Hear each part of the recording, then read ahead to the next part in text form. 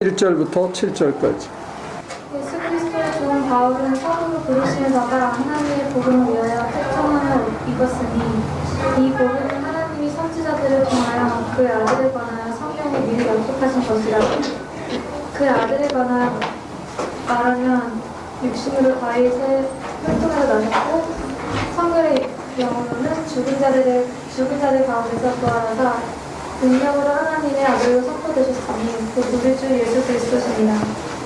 그로 말미암아 우리가 은혜와 사도의 직분을 받아 그 일들을 위하여 모든 이방 중에서 우리가 순종하게 하나니 너희도 그들 중에서 예수 그리스도의 것으로 부르실 받으자니라. 로마에서 하나님의 사랑하심을 받고 성도로 부르심 받은 모든 자에게 하나님 우리 아버지와 주 예수 그리스도 그 복자 은혜와 평강이 있기를 원합니다. 예, 하나씩 봅시다. 하나하나 뜯은 다음에 전체적인 얘기를 할게요. 로마서 그 다음에 우리 같이 토의하죠. 그리스도 예수의 종인 나 바울은 이거를 사도로 부르심 받아보다 앞에 섰다는 거고, 자신을 사도라고 얘기하기 전에 바울은 자기를 종이라는 걸 더 강조했어요. 이 종 중에 구약에 나타나는 종 중에 아브라함의 종이 있는데 이름도 없이 그 종이 이삭의 아내감을 구하러 갈 때 그 소위 아브라함의 사타구에다가 손을 집어넣고 가서 자기 나름대로 최선을 다해서 아브라함의 며느리감을 골라오고 이름도 없이 빛도 없이 사라져요. 그러니까 빛도 없이 이름도 없이 사라지는 장면에 포커스를 두면 정말로 허망하게 볼 수도 있는데, 그 아브라함은 자기 종에게 전권을 주었어요. 모든 그 에이전시로서의 역할을 하도록 모든 권한을 다 줬어요. 아브라함이 본 적이 없어요. 만난 적이 없어요. 그 며느리감을. 이삭의 입장에서는 자기 아내 될 사람을 아버지의 종이 결정하도록 다 맡긴 거예요. 그래서 이 종이라는 게 우리가 일하는 가정부 부리고 밑에 사람 함부로 부리듯이, 뭐 전에 그런 일이 있었잖아요. 멕시칸 사람이 우리 한국 그 컨트랙터를 사부론가 쳐가지고 죽은 적이 있거든요. 근데 그 이유가 뭐냐면 맨날 이 새끼 저 새끼 해가지고 화가 나가지고 이 사람이 그랬거든.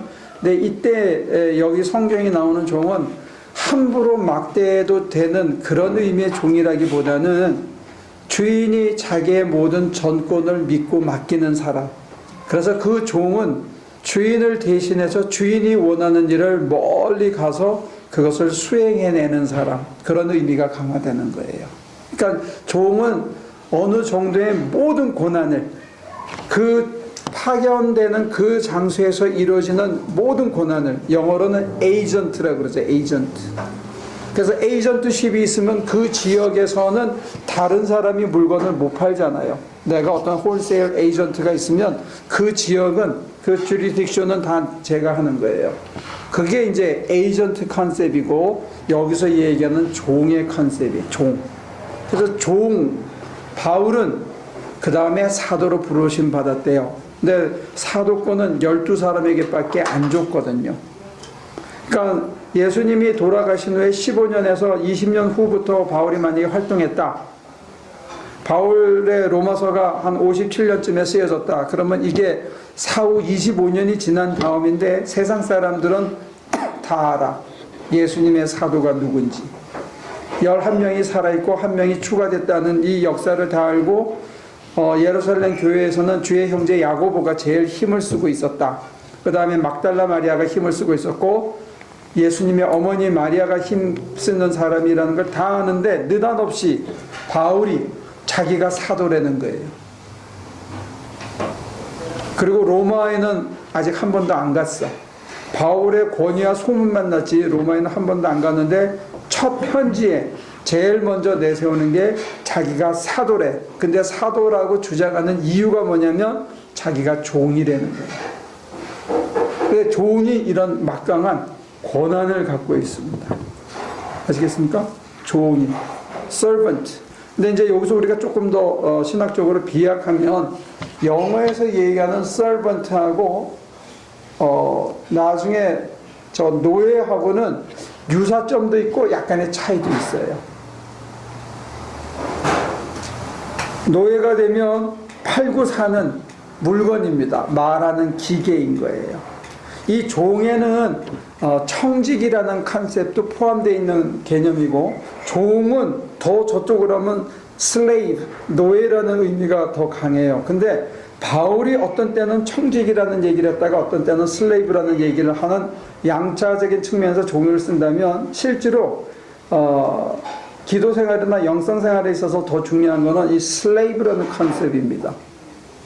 우리 현대인들이 제일 듣기 싫어하는 경우가 뭐냐면, 이게 자유, 인권, 내 권리, 평등, 자유, 평등 이거 있잖아요. 이게 우리가 17세기, 18세기를 지나면서 투쟁을 통해서 얻은 거거든요. 목숨 바쳐서 개인의 프로퍼티, 사유, 재산, 그 다음에 내 이성의 능력에 대한 자유, 그리고 자기 주장할 수 있는 어떤 저항권, 이런 것들이 우리가 투쟁을 통해서 얻어왔기 때문에 성경에 나와 있는 이 노예라는 컨셉을 우리는 오해하고 이렇게 순종하고 시키는 대로 하는 것에 대해서 제가 보더라도 우리 교인들조차도 굉장히 이게 저항이 많아.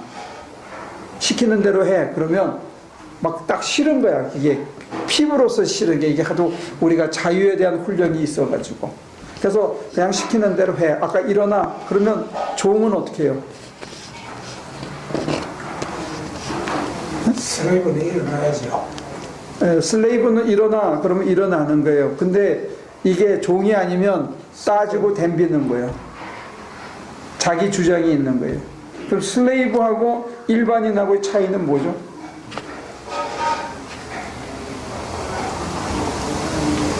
What's the difference between slave and ordinary person? 직무가 다르다. 네? 직무가 다르다. 직무가 다르다? 인권이 없는 거죠. 일어나. 그러면 어떻게 하는 거예요? 인권이 없는 거죠. 인권이 없어요? 자기 주장이 없는 거예요. 그죠? 없는 거죠. 네, 자기 이유가 없는 거예요. 일어나 그러면 일어나는 거예요. 로메로가 대신 일반 사람들은 지가 벌어서 먹어야 돼. 종은 디펜드. 시키는 주인의 책임이에요. 이거는 고기 차이가 있어요. 먹고 마시고 생존에 대한 책임은 누구한테 있냐면 주인에게 있어요. 그래서 착한 주인은 종이 병들었을 때 주인님에게 달려와서, 왕의 신하가 무려 20마일을 달려와서 자기 백부장이, 자기 하인이 병들었다고 살려달라고 기도하고 애걸하고 부탁하는 게, 이게 종과의 컨셉이에요. 주인은 종의 생명을 지켜주고 종의 먹고 사는 걸 지켜주고 안전을 보장해 주는 게 주인이에요. 그리고 종은 주인이 원하시는 바를, 전권을 가지고 어디 가서든지 그것을 감당해낼 수 있는 권한을 갖고 있어요. 그래서 이 종의 개념이 오늘 우리 현대인들이 생각하는 거하고는 조금 차이가 있어요. 우리가 생각하는 종의 개념은 뭐냐면 그 새우잡이 배 타는 사람들, 이런 걸 종이라고 우리는 생각해요. 아니면 우리가 루트라는 영화에서 보듯이 채찍에 매이고, 아니면 지금 북한의 인권 노동사에서 쥐자공항에서 강제 노동하는 사람들을 슬레이브라는 컨셉을 하는데, 이 슬레이브에는 양가 개념이 있다는 거예요. 시키는 대로 해야 되는 거하고 하나님의 전권을 받은 거하고 이 두 가지가 다릅니다. 이 두 가지가 같이 가는 거예요. 그래서 여러분들이 영성생활을 할 때 제일 중요한 거는 스스로 자유를 반납하고 노예의 자리에 들어가야 되는 거예요.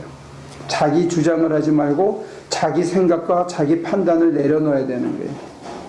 자기가 자기를 안위하려고 하고, 자기가 자기 생명을 유지하려고 하고, 자기가 벌어먹고 살려고 자기 힘으로 살려고 하는 게 아니라는 게, 주인이 시키는 일을 감당하면서 먹고 사는 게 해결되는 거예요. 근데 이거를 잘못 생각하면 나가서 일 안 하고 그냥 목회만 하는 것, 이거를 또 주의 종이라고 혼동하는데, 그게 아니고 주님이 시키는 일을 감당하면서 내가 내 이익을 위해서, 내 저축을 위해서, 내 재산 증식을 위해서 일하는 일은 하지 말라는 거예요. 이게 노예 생활입니다. 그러니까 노예는 자기 재산을 증식하고 그것을 가지고 즐기고 그것을 가지고 자랑하고 그것을 가지고 성공이라고 생각하는 거 아니라는 거예요. 이게 기본적으로 다른 컨셉입니다. 그래서 신학교에 가서도 강의를 해보면 학생들이 제일 힘들어하는 게 뭐냐면 여러분들이 노예라고 그러는 거예요. 그럼 이걸 잘 못 받아들여. 내가 노예라는 사실을 못 받아들이는 거예요. 여러분들은 받아들입니까? 나는 주님의 노예다. 그런 줄 알고 있어요. 네? 하도 들어서 그런 줄 알고 있어요. 자기 스스로 생각하고 자기 스스로 판단하고 자기 스스로 결정할 권한이 없다라는 걸 여러분들은 받아들이냐고요.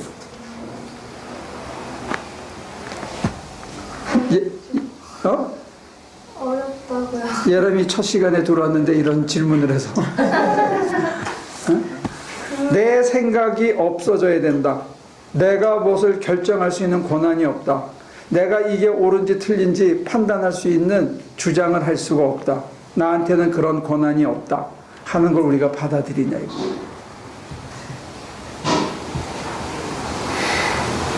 근데 일반 사람들의 종이나 노예와 하나님의 종이나 노예는 좀 저로서는 다르다고 생각하는 것이 제가 하나님의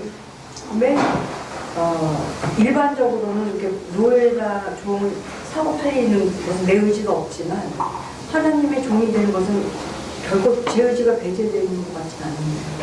의지가 사사로운 유익을 위해서 의지를 발동하면 하나님은 방치하셔서 지 맘대로 살도록 시간을 허락해 주시죠. 내버려 두는 게 징계이기 때문에. 그래서 지 마음대로 시컷 살았어. 그러다가 어느 날 돼지 쥐염 열매를 먹고 있는 자기 자신을 발견을 해. 그래서 내 아버지 집에는 곡식이 풍성한데 내가 왜 여기서 헛짓을 하냐 하고 그 아들이 아버지 앞에 돌아와서 맨 첫 마디가 뭐예요? 제가 하늘과 아버지에게 죄를 지었사오니 저를 종의 하나로 거둬주십시오. Let me be your slave, one among them. 그게 자기 의지잖아요. 하나님의 종이 되기를 원한다고. 아니요. 지 마음대로 살라고 해가지고 세상에 나가서 별짓을 다 하다가 드디어 아니라고 생각한 거죠. 그래서 다시 돌아오는 거예요. 그리고 그 순간에 자기의 모든 걸 포기한 거예요. 종의 하나로 여겨 주옵소서. 깊은 영적 깨달음이 있었던 거죠. 그러면 이미 종이었다고요? 제가 종이 되겠어요? 라고 하기 이전에 이미 종이었다고요? 아니. 그게 아니고 자기 판단과 자기 주장이 있는 사람이 자기 주장대로 자기 생각대로 결정을 해서 아버지 집을 떠나서 지 맘대로 살았어. 근데 그 결과가 뭐냐 이거지. 그 결과가 자기한테 아무런 이득이 안 되고 자기를 더 인생을 갉아먹고 그 고통밖에 없다는 걸 처절히 깨달은 다음에 자기 발로 돌아와서 자기의 자유를 자유로이 반납한 거라고요. 그때부터 종이 되는 거야. 근데 그때 비로소 아버지는 아들이라고 인정해줘요. 근데 그 뒤에 얘기가 후속편이 없어서 그렇지 그때부터 진정한 아들의 길을 가기 위해서 그 사람은 종의 자세로 살아가는 거야. 그러면서 점점 껍질이 벗겨지고 진정한 아들이 그 안에서 옛사람의 껍질이 벗겨지고 그 안에서 속사람이 튀어나오는 그런 이제 프로세스를 밟게 되는 거죠. 근데 바울은 이거를 두 가지를 다 겪은 사람이에요. 그래서 종이 되어졌을 때 사도가 된다는 것을 깨달은 사람이라는 거예요. 근데 여러분들이 스스로 종이 되고자 하지 않으면 스스로 주인이 되고 자유를 구가하고 싶어가지고 마음껏 자유를 누리고 살고 싶어하면 하나님의 뜻과는 상관없이 세상의 영향과 세상 가치에 따라서 자기가 살아온 과거의 습성에 따라서 살게 된다는 게 결과가. 그거는 이제 처절한 실패를 통해서 이제 수용하게 되는 하나의 프로세스이기도 해요. 근데 이제 그 프로세스 중에 어떤 사람은 아직도 지 맘대로 사는 사람도 있고 아니구나 해서 이제 제대로 살아야지 하고 주님 품에 와서 자유로이 반납합니다 해놓고도 왔다 갔다 하는 사람이 있어. 한 번은 주님의 뜻대로 한 번은 지대로 자기 뜻대로 사는 사람이 있어. 이걸 저희가 이제 옛날에 부흥 강사들은 그걸 양신이 역사했다 그러더라고요. 왔다 갔다 하는 거야. 그러다가 이제 마침내 처절하게 고백하는 날이 오는데 저는 안타까운 게 가능하다면 일반 신자들도 자기의 종됨을 먼저 인정을 하고 하나님의 손에 자기를 다 맡기고 결정하기 전에 주님이 무엇을 원하시는지 그 말씀을 받아들이는 그 프로세스를 먼저 해야 인생을 낭비하지 않고 살 수 있다는, 여기가 제일 어려워. 신앙생활에서 자기의 종됨을 인정하고 자기의 자유를 반납하고 하나님의 말씀을 담고 그 말씀을 화육하기 위해서 그 말씀대로 살라고 힘을 구하고 주시는 힘을 가지고 그렇게 한 걸음 한 걸음 살아가는 새로운 삶, 이걸 폴 틸릭이라는 사람은 뉴 비잉이라고 그랬어요. 새로운 존재. 어디에서 걸렸죠 지금? 계속 머리를 생각을 계속 머물고 있는데 어디에서 걸렸어? 아니, 그러니까 저는 그 주님의 종 될 때는 그러니까 일반 사람들의 종은 그냥 내가 하기 싫어서 노비로 돼서 그냥 막 팔려다니고 이 사람의 종이 되고 싶지 않지만 하나님의 종이 될 때는 난 정말 하나님의 종이 되고 싶다는 나의 의지가 있기 때문에 그것이 일반적인 종과는 다르다라는 생각. 달라요. 그런 면에서 다른데 종이라는 컨셉을 해용한 거는 자유로이 자유를 반납한 다음에는 그 다음에는 자기 뜻을 주장하지 않는다는 면에서 일반적인 종의 개념이 여기 지금 채용된 거죠. 일반 사람들의 종은 자기가 하고 싶어서 했다 지금 이렇게 아니 자기가 하고 싶은 게 아니라 팔려가든지 부모가 종이든지 돈이 없어서 팔렸든지 부모들이 어쩔 수 없이 먹고 살기 위해서 딸 하나를 팔고 자식들을 키우기 위해서 종으로 내다 팔았다든지. 쉽게 말해서 주인을 정할 수가 없잖아요, 종이. 그런데 하나님의 종 된 사람들은 내가 하나님을 주인으로 섬기는 그 의지가 있었다는 거예요. 그래서 그런 걸 이제 알레고리라 그러는데 뭐냐면 사람한테 쓰는 단어를 하나님과의 관계에 적용할 때는 그 뜻이 그대로 동음동의어는 아니에요. 유니보컬은 아니라는 거예요. 말이 한계가 있잖아. 우리가 쓰는 말은 동일한 말이지만 그 의미가 확장되고 이렇게 좀 달라지는 거죠. 동일한 단어의 그건 아닐 거예요. 근데 이제 중요한 컨셉은 뭐냐면 제가 왜 계속 반복해서 여러분들에게 강조하냐면 여러분과 제가 어느 순간에 가면 신앙생활 하다가 더 이상 내가 내 힘으로 내가 원하는 거, 내가 꿈꿨던 것을 추구하는 것 자체가 불가능하다는 거, 그렇게 한 게 내 인생에 아무 도움이 안 된다는 거, 길이 없다는 어떤 벽에 부딪힌다는 거예요. 그때 스스로 종됨을 고백하는 게 어떤 의미에서 축복이라는 거죠. 그래서 이제는 내 생각대로, 내 판단대로, 내 의지대로 내가 원하는 대로 살지 않겠다, 하나님이 도와주십시오 라고 고백하는 순간부터 종이 될 수 있고 슬레이브가 될 수 있다는 거예요. 내가 원하는 대로 살아봤는데 그게 나한테 도움이 안 되고 내가 이제 이걸 결심하고 이렇게 살아봐야지, 이거 다 끊고 이제 제대로 인생을 살아야지 하는데 저나 여러분들 안에 그걸 해낼 만한 내적인 힘이 없더라는 거예요. 있어요? 결심하면 그것을 해낼 만한 힘이 있어? 그게 문제예요. 우리 안에 그런 힘이 없다는 거예요. 내 발로 일어서고 싶고 내가 그 과거를 청산하고 싶고 그런 나쁜 짓을 안 하고 싶어. 근데 그것을 해낼 수 있는 사람들이 의외로 거의 없다는 거예요. 그래서 우리가 타자성이라 그래서 하나님의 도우심을, 하나님께 도와주심을 구하는데 하나님께 도와주심을 구하는 우리의 방식하고, 나는 지금 물이 동할 때 누가 들어서 갖다 넣어주기만 하면 낫는다는 우리의 방식하고 주님이 생각하는 방식이 다르다는 거예요. 주님의 방식은 뭐예요? 우리의 방식은 옆에서 누가 이렇게 세워서 물이 동할 때 베데스다 물에 들어가는 거라면 주님의 방식은 뭐냐 이거지. 잊어버렸나? 불과 2시간 사이에? 일어나서 그냥 일어나는 거예요? 어떻게 일어나는 거예요? 자기 자리를 들고 일어나 걸어가는 거예요. 누구 힘으로? 아니, 주님의 힘으로. 거기가 틀렸어. 내가 주는 힘으로 일어나 걸어가려는 거예요. 이게 주님의 방식이란 말이에요. 그 안에 원래 있다고 그랬잖아요. 넣어진 거. 그 거기에 불을 붙여주는 주님의 힘이 있어요. 그게 잠재되어 있는데 innate 그 파워가 있는데 거기에 누가 이그나이트 해줘야 되는 게 꺼진 불에. 그게 주님의 문제. 우리가 그걸 저항하고 이유를 달고 내 방식을 고집하면 불이 붙을 수가 없는 거예요. 이렇게 바라고 그 사모함으로 바라고 원하는 것 언젠가 그런 것들이 주님이 친 이루어 가시는 거죠.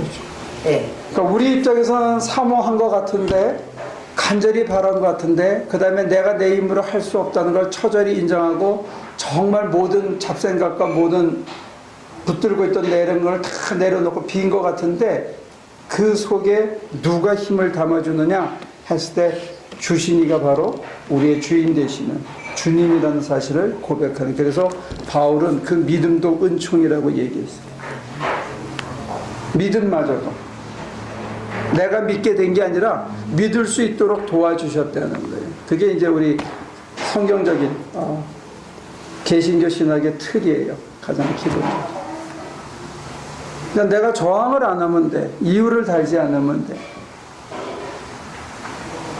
근데 기도 생활에서 정말로 모든 걸 내려지고 아무 생각도 아무 욕심도 아무 주장도 없이 정말 비워질 때 지금 권사님이 얘기하는 것처럼 우리가 주님만 사모하는 상태로 들어가기도 해요.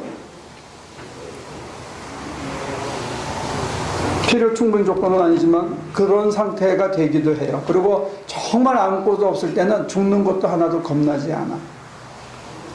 내 아들마저도 하나님께 다 맡길 수 있어. 내 미래도 다 맡길 수 있어.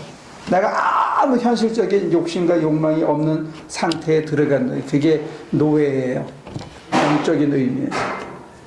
모든 걸 다 주님의 손에 맡길 수 있게 되면 생명이 연장되기도 해요. 죽음에 대한 두려움도 맡기고 살고 싶은 욕망마저도 악착같이 살아야 되겠다는 것마저도 다 주님의 손에 맡기는 게 이게 노예라는 컨셉이 담고 있는 거예요. 근데 우리는 보통 자기가 발버둥을 치고 더 막 붙들고 어떻게 해보려고 그러거든요. 그래서 헛일을 자꾸 저지르는 거예요. 노예가 된다는 사실은 모든 애착을 주님의 손에 맡기는 거예요. 생에 대한 애착도, 자식에 대한 애착도, 돈에 대한 애착도, 편하고 쉽게 살고 싶은 모든 욕망도 주님의 손에 다 맡기는 거예요. 알아들었어? 한국말 다 알겠어? 오케이. 이게 제일 어려운 프로세스예요. 이게 되어지면 그 다음에는 하나님과 함께 하는 게 돼.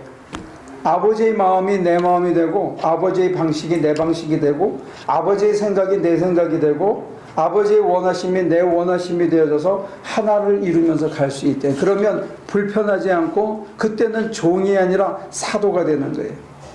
그때는 종이 아니라 아들이 되는 거예요. 아버지의 마음을 내가 알아서 그렇게 하는 거예요. 어제 그 사람 그런 얘기를 하더라고. 재미있는 예화를 들었는데 자기가 막내 아들인데 자기 누이가 그때 80 정도 됐다고 그래. 지금 이거 한 20살 정도 차이 나는 누나가 있는데 자식이 많으니까 국민학교 3학년까지 다니고 학교를 그만뒀대요. 그리고 하도 힘들게 살아서 더 이상 이렇게 광부의 아내로 못 살겠다 해서 서울로 올라와서 시장에서 배추 시래기 같은 거 버린 거 주워다가 삶아서 시래기 만들어서 먹고 하도 이렇게 하니까 자식들 키우는 게 너무 힘들었는데 자기가 교편을 잡고 있을 때 집에 들어가면 아버지가 어느 날 하고 이렇게 기가 푹 죽어 있대. 그러면 자기는 빨리 방에 들어가서 하여튼 집에 있는 모든 돈을 봉투에 담아서 이렇게 가서 정중히 무릎을 꿇고 아버지 앞에 봉투를 선 셈인데요. 그러면서 이렇게 얘기한답니다. 제가 불효하고 또 모자라서 누님이 그렇게 고생을 하고 계신데 내가 먹고 사느라고 또 학교 일에 정신이 없어서 미처 생각지 못했습니다. 용서해 주십시오. 내가 불초했습니다. 혹시 아버님 내일 시간 내실 수 있으면 제가 내일 또 출근해야 되니까 이거를 누님에게 좀 갖다 주시면 어떻겠습니까? 어려우시지만 이거 좀 도와주십시오 하고 자기가 부탁을 하면 그 아버지가 평소에는 말이 참 없는 분인데 딱 한 말씀 하신대요. 고맙다. 그리고는 그 돈을 가지고 그 다음날 가서 쌀 몇 말 사고 애들 장난감 하나 사고 고기 사고 해서 그 빈독에 채워주고 그 딸이 해주는 묵국이라도 하나 먹고 오면 그날 밤에는 그 아버지가 그렇게 기분이 좋아할 수 없다는 거예요. 참 좋은 실화예요. 그러니까 우리가 누군가에게 아버지의 아들, 딸 중에 상처받고 힘겹고 어려운 자들을 아버지의 마음으로 가서 도와줄 때 아버지가 제일 좋아한다는 거죠. 근데 우리가 거기까지 사실 자라나야 되는 거예요. 이게 종이 아들 되는 길인 것 같아요. 아버지가 기뻐하시는 일, 아버지가 뭘 하면 제일 좋아할까를 우리 나름대로 깨닫고 그 아버지의 마음으로 돈을 아버지 이거 주세요 이러는 게 아니다 이거지. 우린 그렇게 쉽잖아요. 누구 도와줄 때 자 이거 가져. 이건 아버지의 마음이나 아버지의 방식이 아니잖아요. 그죠? 그래도 받으면 좋겠다. 근데 받고 나서 기분이 쫙하게 나쁜 거지. 바뀌면 하면 돼. 근데 우리는 어디 가서 집 지어주고 나면 더 해달라 뭐 해주고 나서 욕먹잖아. 그지? 그건 내가 보면 우리 그래도 비교적 잘하는 것 같아. 우리는 해주고 나서 우리가 져줬는데 말이야 뭐 하고 있는가 우리 이러지 않잖아. 오히려 이거 더 해줘야지 그 욕을 직살나게 먹고 오니까 그래도 아버지 방식에 좀 비슷하게 닮아가는 게 아닌가 싶어요. 이게 종의 컨셉이라는 거예요. 저와 여러분들이 종으로서 나 싫잖아요. 이 사람 입장에서 보면 자기 자녀들도 있는데 그러려고 돈 모아놓은 거잖아.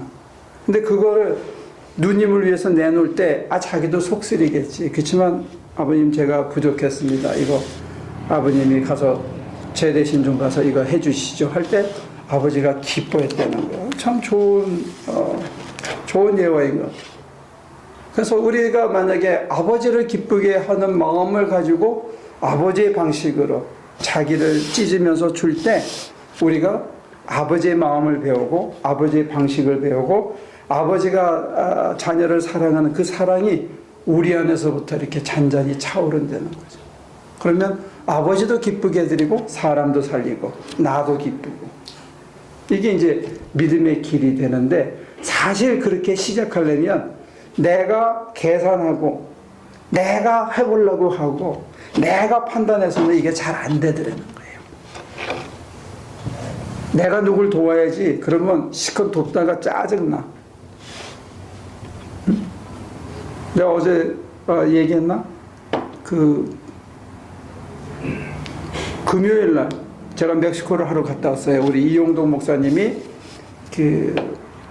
중국 가가지고 소수민족들 산족을 위한 집 지어주는 사역을 하고 싶대. 그래서 한번 보고 싶다 그래가지고 제가 아침에 가서 모시고 우리가 엔세나다에 지었던 새 선교사님 댁을 가봤어. 그래서 맨 처음에 이동준 선교사님네를 갔더니 페인트 칠하고 마루 다 깔고 해놨어. 근데 거기는 갔더니 몰딩도 좀 이렇게 어설프고 창가에는 이렇게 카킹도 안 해놓고 전태호 집사 잘 들었다가 그거 뭐지 위에 이거 리세스 라이트에 갓 있지 갓 그걸 못했더라고. 그걸 어디서 파는지 모르는데 그게 14개가 필요해. 잘 기억했다가 챙겨줘. 있어요? 안 쓰는 거예요. 14개 챙겨서 주라고. 그게 좀 어설픈데 돼 있어. 그리고 2층에 올랐더니 우리가 밤 1시까지 만든 그 계단 있잖아. 그거를 그냥 그대로야. 난간도 안 만들고. 그래서 조금 아쉬운 채 그래도 이 정도는 괜찮네. 그리고 이제 저기를 갔어요. 이용기 선교사네. 갔더니 마루도 깔아놓고 이제 화장실도 샤워 다 달고 욕조 변기를 다 해놨어. 그래서 멀쩡하더라고. 그래서 잘 됐다 하다가 이제 오면서 장비를 찾아와야 되겠다 해서 이제 이동준 선교사님네를 갔어요. 그래서 그랬더니 절 보고 인스펙션을 해달래. 잘했는지. 그랬더니 딱 가니까 옆에를 사이딩으로 쫙 해놓고 창문가에도 몰딩을 돌리고 안에를 딱 들어갔더니 그 사모님이 자기한테 그랬대. 평생 네가 나한테 해준 게 뭐 있냐. 그래가지고 캐비넷을 맞췄어. 그래서 캐비넷을 쫙 한 칸으로 우리 막 주워다가 하잖아요, 선교지는. 근데 그는 딱 맞춘 거에다가 제대로 됐는데 거기다가 그라나이트 탑을 딱 얹었어요. 이야. 그래서 찬장에 들어가니까 벽장에 이 문도 맞춰가지고 아주 고급스러운 걸로 해놓고 그 욕조도 변기도, 그러니까 사람들이 다 놀래. 그러니까 이거는 한 여기를 치면 7, 80만 불 콘도미니엄보다 수준이 높게 해놨구나. 이야. 그럼 제가 얄미롭거나 부러워야 돼요? 좋아야 돼요? 응? 그렇게 해줘서 좋다. 어? 좋지, 그지? 근데 우리도 이런 데서 못 사는데 선교사가 이래서 살 수 있어 이러면 제가 맛이 가잖아요. 기분 나쁘고. 근데 그렇게 해놓고 깔끔하게 해놓으니까 참 고맙더라고. 정말 고맙더라고. 우리가 해놓은 걸 그렇게 해놓고 거기서 사람이 살고 애들이 양육되고 있다니까 그거 참 좋은 거지. 그리고 그 사람은 그러되 자기가 이렇게 해놓고 나니까 자기가 데리고 있는 애들 집이 방이 너무 더럽더라는 거야. 그래서 이제 요거 끝마무리 되는 대로 그거 다 뜯어내고 다시 제대로 여기처럼 이렇게 리모델링을 해주려고 그러는데 좋은 거지. 그러면서 사람들의 삶의 질도 의식도 높아지고 좋아지겠죠. 그래서 감사한 거예요. 우리 같이 갔던 그 어느 사람네 집보다 훨씬 더 팬시하고 다 갖추고 그러면 얼마나 좋아. 그리고 집이 인슐레이션이 하도 잘 돼가지고 하나도 춥지도 덥지도. 야, 잘 해놨다. 딱 한 가지 밑에 마루 밑에 모래를 제대로 안 쓸어가지고 밟으니까 자각자각해. 뭐 그거 어떻게 하겠어. 그러니까 제가 이걸 확 뜯어서 그 사람 집만큼 고쳐주려고 그래요. 여러분들을 위해서. 내 새끼도 이제는 좀 돌봐야 되겠다. 이런 마음으로 제가 마음이 큰 감동으로 바뀌어서 왔어요.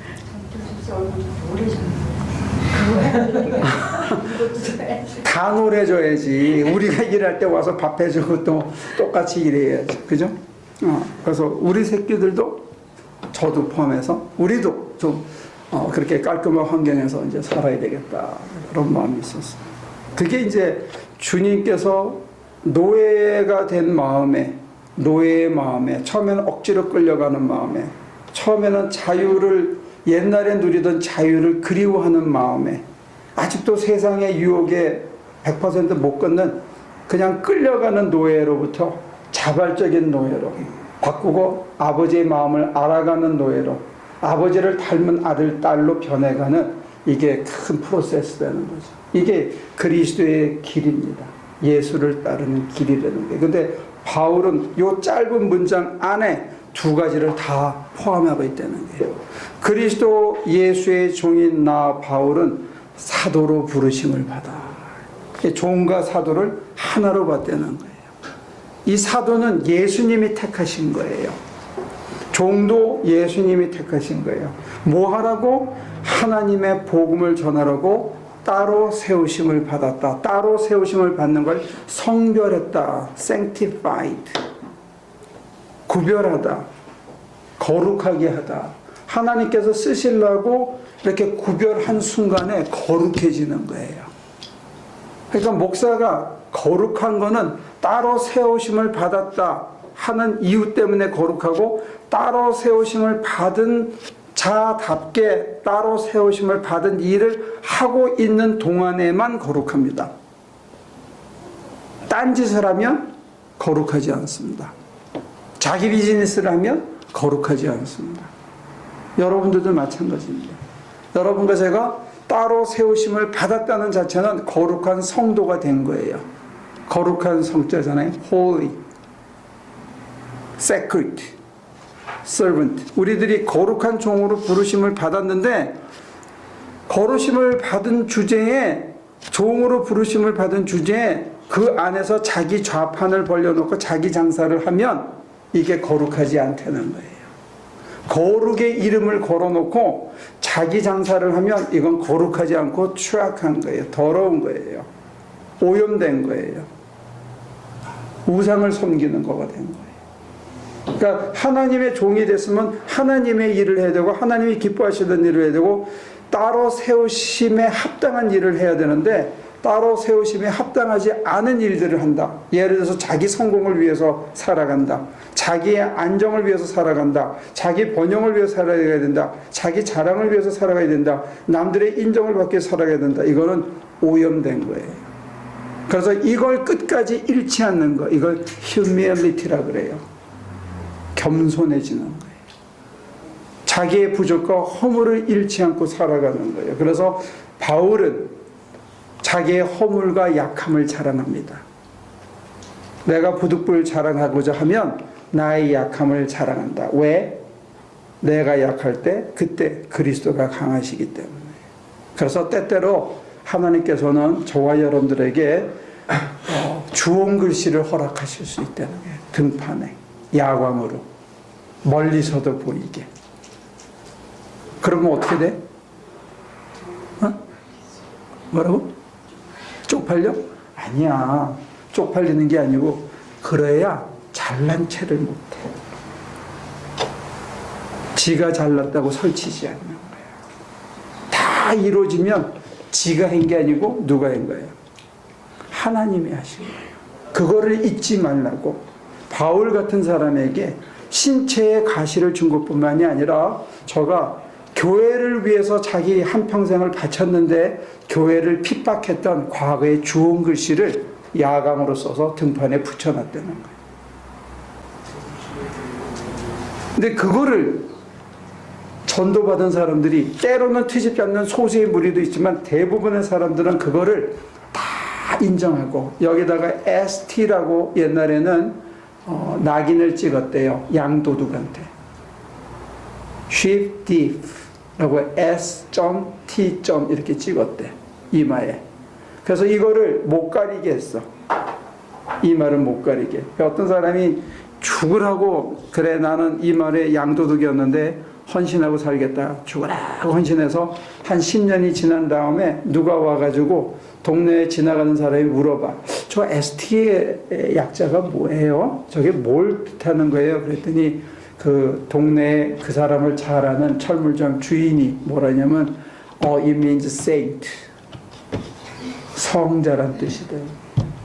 그러니까 우리의 좋은 글씨가 하나님의 영광을 드러내는 스티그마타가 될 때, 십자가의 흔적이 될 때 우리는 끊임없이 겸손해지고 우리가 끊임없이 겸손함을 통해서 하나님의 영광이 그리스도의 그 은혜가 사람들에게 더 전해질 수 있다는 거예요.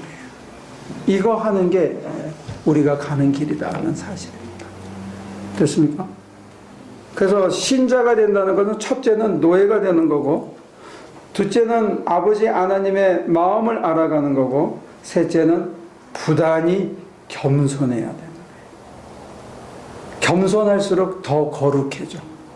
까불면 이게 오염되기 시작해요. 지 힘으로 순 줄 알고 지 힘으로 살아가는 줄 알고 자기 힘으로 뭔가 해결하려고 발버둥을 치는 순간 이게 허물어지기 시작하더라고요. 그리고 이번에 제가 본 거는 자기 힘으로 자기 노후를 염려하니까 하나님께서 렛고 하게 해. 망가지는 거예요. 지금까지도 하나님이 살려주셨는데 갑자기 은퇴 이후에는 자기 힘으로 살려고 그래요. 그러면 어떻게 해요? 하나님께서?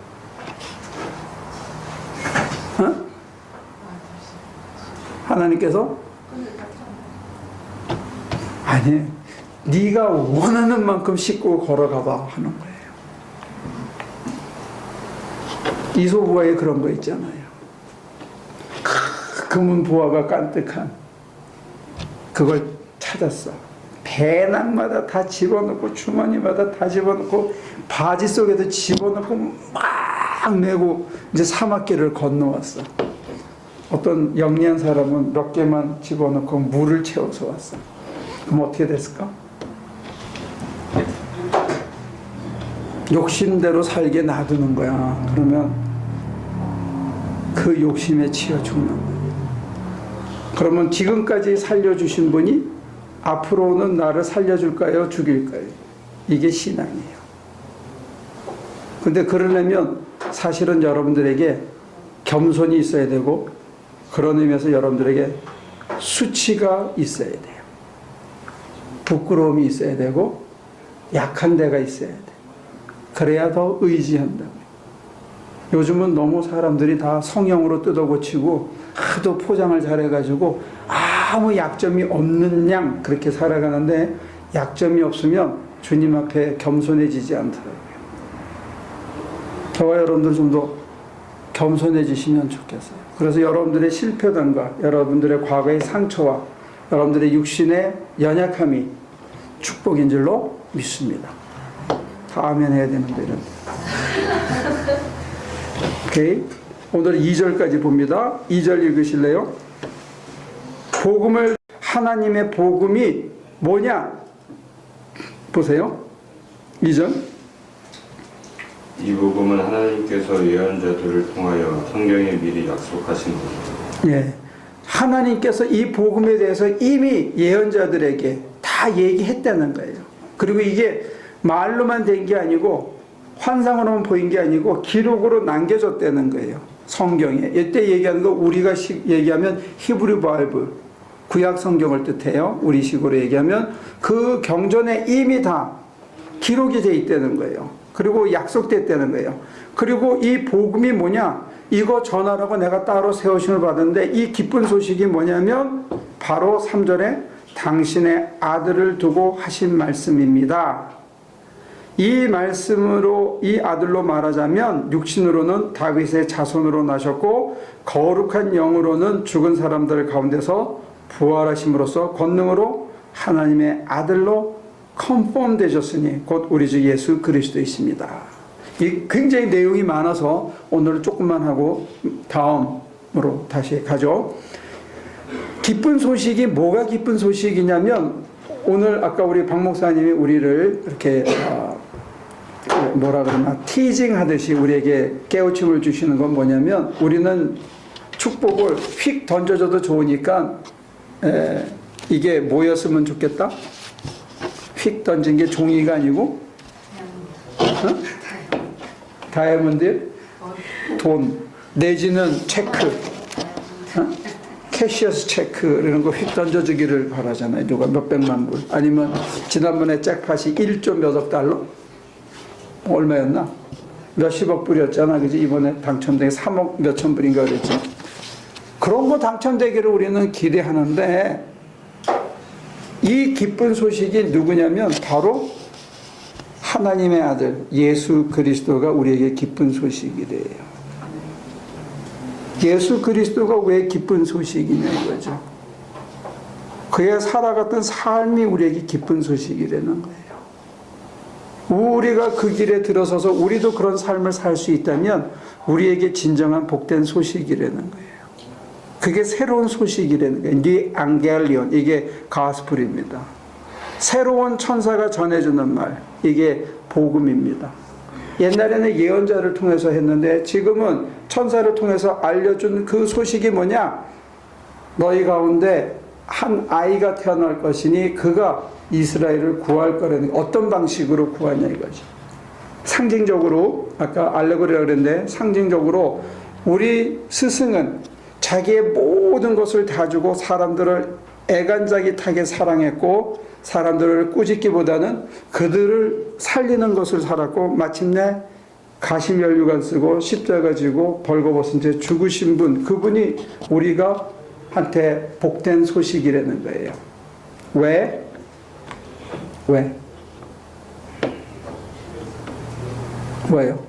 지금까지 우리는 이렇게 배웠어요. 그분이 나 대신 십자가에 점으로 나는 죄 사함 받고 하나도 고통 없이 기다렸다가 잘 살다가 죽은 다음에 천당 간다. 이게 복된 소식이라는데, 진짜 복된 소식은 뭐냐면 그분이 그렇게 그 길을 가셨고 그렇게 살다가 죽어서 부활해서 하나님의 아들로 확정되었으니 이게 우리에게 기쁜 소식이래요. 왜? 저와 여러분도 그렇게 살 수 있는 길이 열렸다는 거예요. 우리도 그렇게 살 수 있다는 거예요. 다시 말해서 남이 아프면 그 선교지에 갔더니 팬시하게 쫙 차려놓고 사는 게 너무 보기 좋았더라. 참 다행이다. 그래, 이렇게 좀 쉬어가면서 더 평생 사역할 수 있으면 좋겠네. 그래서 거기 가가지고 전기 뜯어서 고쳐주고 또 그러고 왔는데 그게 좋다 이게. 저와 여러분들이 그런 마음으로 다른 사람을 생각할 수 있으면 옆에 별로 얄미로운 놈이 점점 없어져. 내 눈에 내 마음에 얄미롭고 섭섭하고 분한 놈이 없어지면 내가 사람들과의 관계가 어떻게 돼요? 에? 여기는 우리 이전도사님 빼고는 글쎄 벌써 알까? 제일 섭섭한 원수가 아들, 딸이거든. 영순이는 며느리고 며느리 사이가 세상에 남보다도 더 얄미롭고 더 섭섭하게 만드는 인간이라고. 이게 그리고 자식들한테 은근히 분하고. 근데 내가 봐도 그럴 것 같아. 엄마를 1년 만에 찾아서 30분만 앉았다가 양로원에 버려두고 가는 아들 보면 참 얄미로울 것 같아요. 목사님 아니세요? 저예요. 그러니까 나도 우리 아들이 그러면 얄미로울 것 같은데 그런데 그게 다 이해가 되고 다 안타깝고 다 보고 싶고 다 불쌍하게 보이면 그 사람이 제일 행복해진다. 부모의 마음은 그렇지 않아요. 부모의 마음은 얄미운 게 아니라 오히려 어머니 마음에는 목사님이 더 안쓰럽고 그렇죠. 문 집사님은 거의 예수님이 다 된 거나 마찬가지야. 어머니들 마음이 그렇죠. 그래야 되는데 자식이 한마디 하면 세상에 그렇게 섭섭할 수가 없어. 남은 그런 얘기 안 해. 근데 며느리가 그런 말 한마디 하면 세상에 그렇게 섭섭할 수가 없어.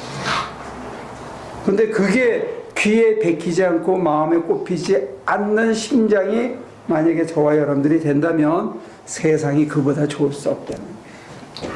아버지 하나님께서 우리 주님을 통해서 우리로 따라오라는 길, 그 길을 잘 따라가면 지금 문 집사님이 얘기한 그런 마음이 유지된다는 거예요. 진짜로 머리로 이게 정답이다가 아니고 내 마음이 정답이고 뭔지 모르지만 저절로 아 참 좋다. 그래 그렇게 내가 열심히 살아야지. 그래 빨리 가봐라. 이게 되고 뭐라고 그랬는데 에휴 저게 철이 없어서 내지는 저게 날 사랑해서 저런 말 하는 거지.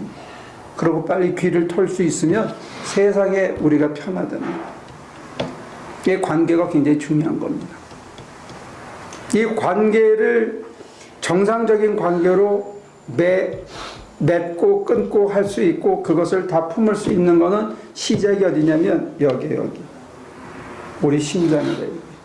내 심장 안에 그리스도의 심장이 있을 때 내 마음속에 아버지 하나님의 마음이 있을 때 자기 피를 다 줘도 아깝지 않은 마음이 된다는 거죠. 이걸 우리가 배울 수 있고 받아들일 수 있는 길로 초대받았다는 거예요. 이게 복음의 길입니다. 그리고 이걸 전하라고 부름을 받았다는 거예요. 누가? 바울이.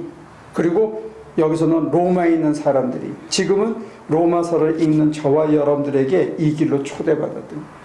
내가 그런 마음으로 살 수 있는, 그걸 실천할 수 있는 사람이 되어질 뿐만이 아니라 이 기쁜 소식을 내가 예수를 따라가고 예수의 마음을 배우고 예수의 심장을 가지니까 옛날엔 안 그랬는데 옛날엔 얄미워웠는데 이제 어느 때부터 그게 다 괜찮아졌어.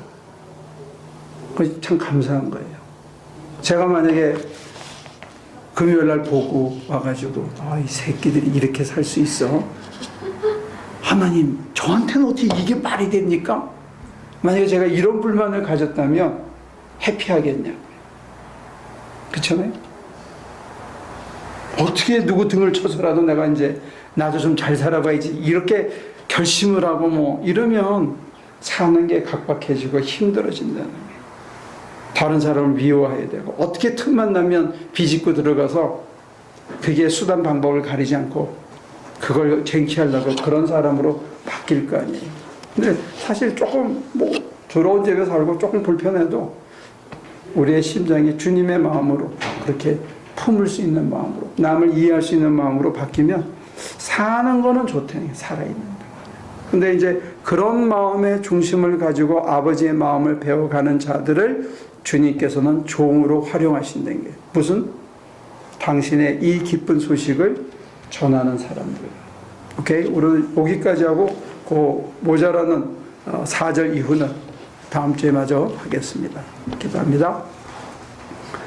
하나님, 성경에서 가장 어렵다는 로마서를 우리가 더듬어 갑니다. 지혜를 주시옵소서. 깊이 깨달을 수 있도록 도와주시고 한 걸음 한 걸음 찾아가는 동안에 주님의 마음을 헤아릴 수 있게 도와주시고 주님의 마음을 헤아리고 그렇게 살아냈던 바울 선생의 삶의 발자취를 따라갈 수 있는 저희 되게 하여 주시옵소서. 그 길을 따라가는 동안 사도 바울의 형상이 주님의 형상으로 마침내 변했던 것처럼 우리의 형상도 주님의 형상을 회복하고 주님의 마음을 회복하고 주님의 사랑을 실천할 수 있는 복된 사람들이 되게 축복해 주시옵소서. 예수님의 이름으로 기도합니다.